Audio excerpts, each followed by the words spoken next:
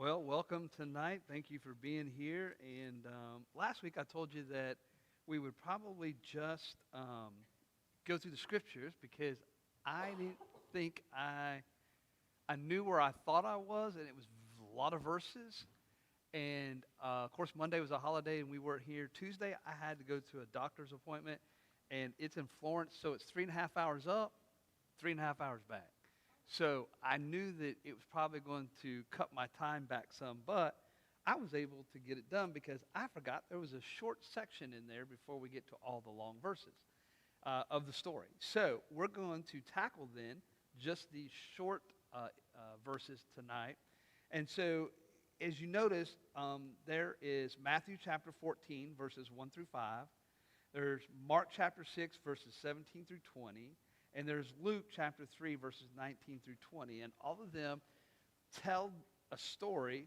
It's the same story, but we're going to combine those together to make one bigger story that will conclude some of this information that was written by the other three Gospels. So it says, Herod, the tetrarch, being reproved by him, which I put in John for people to know, for Herodias, his brother Philip's wife, and for all the evils which Herod had done. And added, yet this above all, that he laid a hold on John and bound him and put him in prison for Herodias' sake, his brother Philip's wife. For John said unto him, it is not lawful for thee to have thy brother's wife. Therefore Herodias had a quarrel against him and would have killed him, but she could not. He, being Herod, would have put him to death. He feared the multitude because they counted him as a prophet, and feared John, knowing that he was a just and holy man, and observed him when he had heard him, and he did many things and heard him gladly. So this is the account of Herod and John is about to come into Herod's world in such a way that it just throws the whole Herod and Herodias into a chaos or commotion. So here's our first blank for tonight. John the Baptist took a stand against Herod. He took a stand against Herod. Now, when he takes a stand against Herod, he's taking a stand based on what we're getting ready to see, what Herod has done. Number one, John speaks of evils that Herod had committed. So in John's view, he's going to stand up and against Herod for the evils that he is accounted for. Now, when it means evils, I don't know if there's a whole list, but we are given two within the scriptures that we read tonight. So what are his evils? A, first, he took the wife of his brother.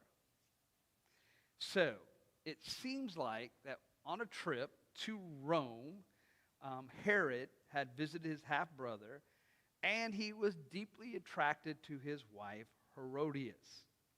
And so some of the scholars say that he seduced her and talked her into returning to his kingdom, leaving his brother or half-brother's kingdom away. Now, let's make sure we understand this. Marrying your brother's wife is not wrong, according to the Gospels, if and unless that brother has passed away. If that brother has passed away, then it's up to another brother to marry that woman and to take care of her. You see that through the Old Testament, and you see through the New Testament in those stories. Now, in Africa, in some parts of Africa, that is still practiced. And so, if Philip had passed away, then yes, it would not have been an issue per se. But that's not what's happening. The second evil, B, would be putting away of his first wife. So the story may go that Herod's wife had discovered his plans, that he's been seducing Philip's wife, Herodias, and is planning to bring her back. She finds out, she takes off, and she runs to her father's house, King Aretas. And so perhaps now we see two evils. He took a wife that he shouldn't took, and he put away his wife that he should not have put away. And so perhaps on behalf of Herod, maybe this issue, we don't know how long it's taken place, how many days this is, or how many, if it's a year or less or whatever. Maybe for Herod, the most humiliating thing is that he was attacked by his former wife's father, and maybe that was enough. Maybe he came, he attacked. Herod says, you know what, I deserve that, whatever, it's over with. But it's not. John now is in the public. That's your number D. He did not need public criticism in the kingdom realm. This is what Herod didn't want. He didn't want people to talk about it. He wanted it to be shut down. And so he has John arrested and imprisoned. According to the Jewish historian Josephus, John the Baptist was imprisoned at Machaerus, a Roman fortress overlooking the eastern shore of the Dead Sea. It is described as a very bleak and grim place where dungeons even still stand today. So, if you think about it, John stood up against a mighty political man of his day who had control over John's life in some degree. Hence, he imprisoned him. Okay? Number two, Herod thought prison was enough to squelch the issue with John. He just thought, okay, John, you want to make this a public issue. You're saying that I've sinned or I've done evil. I'll tell you what, I will put you in prison, and that'll take care of it for right now. However, his new wife, Herodias, did not think the same way that Herod did about this man called John the Baptist. B, had it been up to her, she would have had John killed right then. That's what her plan would have been. She would have had the opportunity. If the means were there and she could do it, she would have had John killed right then. In her mind, a dead John the Baptist is better than a jailed John the Baptist. And that's what she wanted. And we can picture Herodias as a woman who is furious, and in the background of life, she's scheming now of how and when she can take advantage of an opportunity to put John to death. And that's not happening yet because he's just now jailed. But we do know that it's going to happen when it comes to the story of the birthday and Herodias' daughter dancing, and Herod gives her this wish, right? So what we can see is that this is happening. Number three, Herod's fleeting thought about the death of John. Now, it's not to say that Herod did not think about this, but he has this fleeting thought about, should I kill John or not? And so we find that, perhaps the world would be better without John, but would it be? Would it be better without John? What would be the benefit of killing John as a radical leader against a high-profile political leader, or the benefit of letting him live? Which is going to be best? Killing him or letting him live? Herod, like many through the biblical pages and even today, thought about this and came away with two conclusions. The first conclusion is to kill John and never deal with the problem again. So it's very simple. If I kill him, I never have to deal with this again. It's very set forth. Then if any of his followers try to step in, his disciples, well, I guess we can just kill them too. I mean, it's not like it's going to produce a whole lot of problems on Herod's part if he just wipes them all out. And so the first conclusion is just to kill him. In following this plan, D, there would be several setbacks. So he's thinking about, if I kill him, the problem's over with. But then he thinks about, okay, what happens if I do kill him? Well, first, we see in D that Herod feared the people. Now, that sounds kind of odd, doesn't it? That the king would fear the people that he rules, but he feared the people. It sounds as if Herod only shows his power when he desires to, but that's not the case here. Instead, Herod feared what people might do.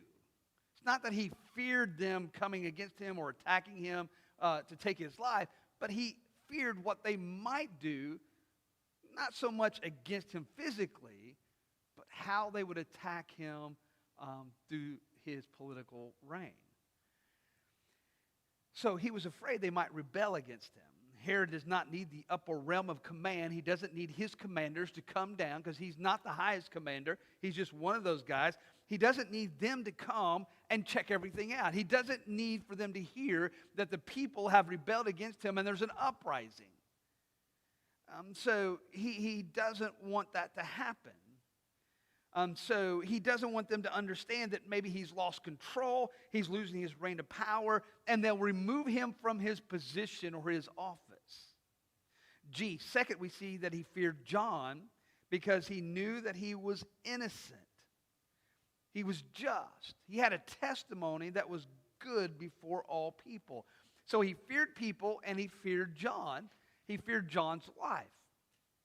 Now, here's the thing. Herod had a firsthand testimony of the life of John. When Herod talked about John in this aspect of the scriptures, he has this firsthand experience. He's listened to John. He's experienced the things that John has done. And he has found it very favorable in his life. And so he's observed this ministry. He's followed John. He's listened to his words. And he likes John. The fundamental problem of Herod is his reflection. You say, well, what do you mean by his reflection? Well, what I mean is that when you look at the life of Herod against John, there's this stark difference. John is popular with the people. I could probably say, with a real good guess, Herod is not popular among the people. John's life is built spiritually. Herod's life is built worldly. John's life deals with eternity. Herod's life deals with the present.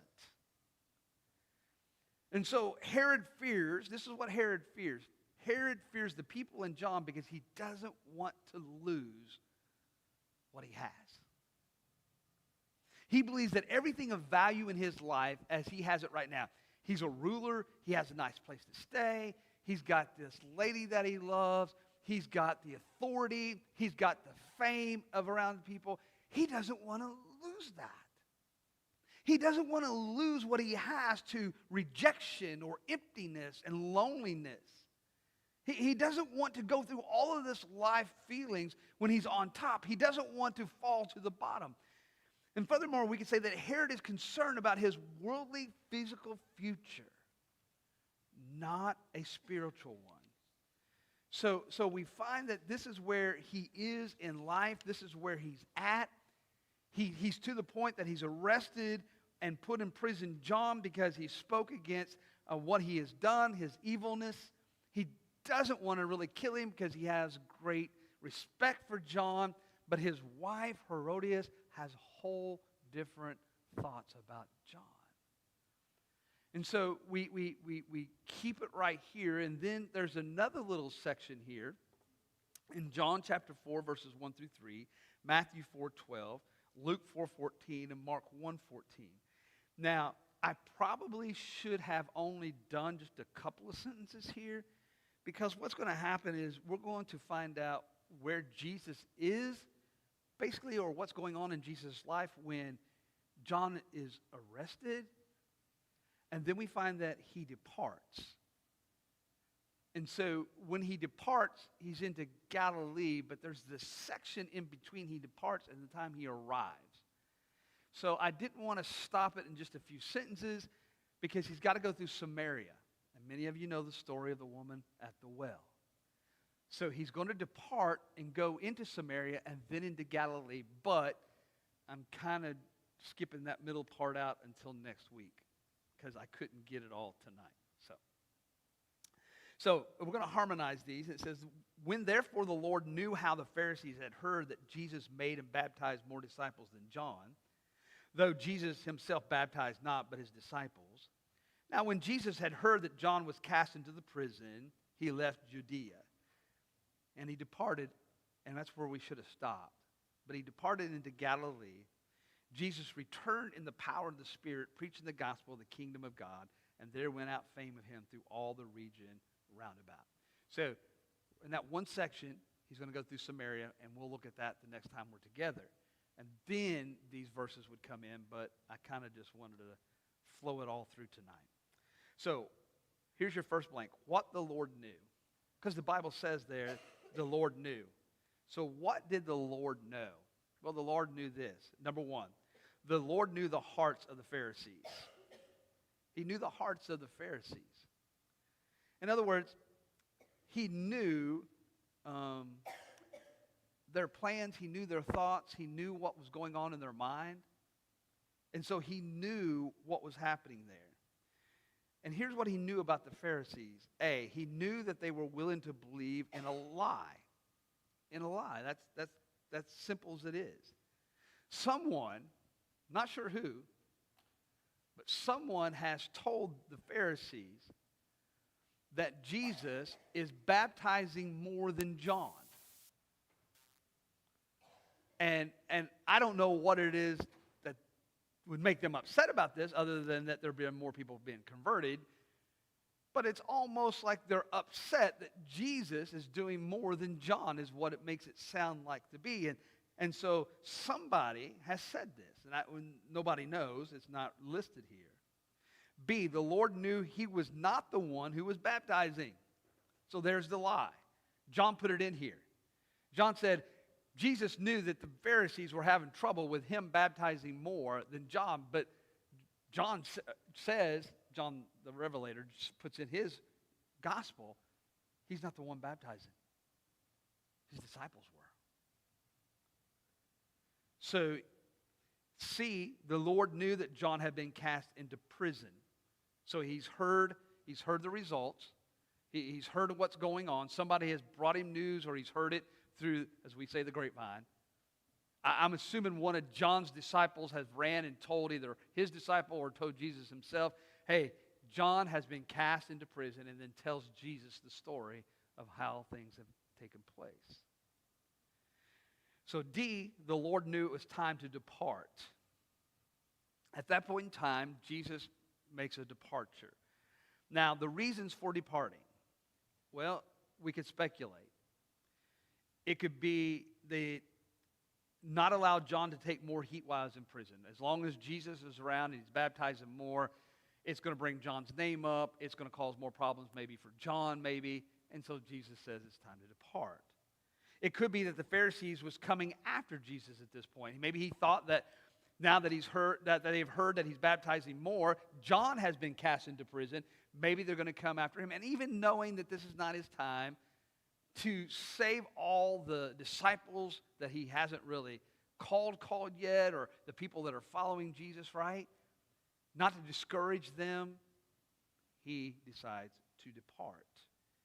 It could be that he wanted John's disciples to continue John's work, and he would depart so that they continue the work. Listen, there could be another set of reasons. I don't know. But speculation is just that Jesus, God the Father, Son, was time to depart. His Son has other things that has to be done. And so he departs. Number 2, the Lord departed into Galilee, where he had previously departed to meet John the Baptist. So if you'll remember, right, Jesus departs Galilee. He goes, meets John the Baptist. He goes to the wilderness, right? And then he's been hanging out here. He hears John's in prison. Now he's going to go back to Galilee, where he started this journey. Now, A says, when he came back, just as we have seen in the wilderness, he was full of the Spirit of God. He comes back full of the Spirit of God. In other words, he's coming back with the same Spirit that helped him to defeat Satan there in the wilderness. It's going to be the same Spirit that allows him to begin his ministry full of power. B, the same Spirit will allow him to preach with authority that will capture the ears and minds of many. Okay? So he's going to have the Spirit of God to do the ministry, to preach the gospel. He's going to have the authority, right, He's going to have the authority to do miracles. He's going to do authority to do a lot of things because he's full of the Spirit of God. And people are going to see this. And unfortunately, there's going to be a lot more people who will tune him out eventually. We see the fame that goes out because of Christ and his work. It seems that people are reporting everything that Jesus has did, everything they've seen, everything they've experienced. They're telling everybody around the area of what is happening. And we all know the best thing is the word of mouth when it comes to advertising. And everybody was telling everybody about what this man Jesus was doing in the ministry, which we will see after we get out of Samaria next week. And the last one is the good and bad of being well known. What's the good and the bad of being well known? The good and bad of being well known. Well, if you talk to a lot of people who are well known, there probably are some good aspects. But there's also some bad aspects. And for Jesus, being known means that, as we would see, is that means that there are going to be people who are going to, as we see in the gospel, they're going to give up their daily life and they're going to go follow him. There's going to be people who are going to do extraordinary things, like picking up a guy who's paralyzed and dropping him in the roof for him to be healed. There's going to be a lot of good things happen when Jesus becomes well known. But we also know there's the bad part. Because the more Jesus gets famous in that sense of doing the Father's work, the more the religious people get upset with him and seek to take his life. So becoming well known is both good and bad. Being well known brings a light up on your life. You get scrutinized more. You get talked about more. And so this is what Jesus will face as he continues his ministry. So that leaves us in the beginning and of his departing into Galilee and his entrance of Galilee. And then next week we'll look in between that depart and that entrance as we look at as he goes and sits at the well and meets that woman there at the well. So for those who are watching, thank you so much for being with us, and we will see you on Sunday.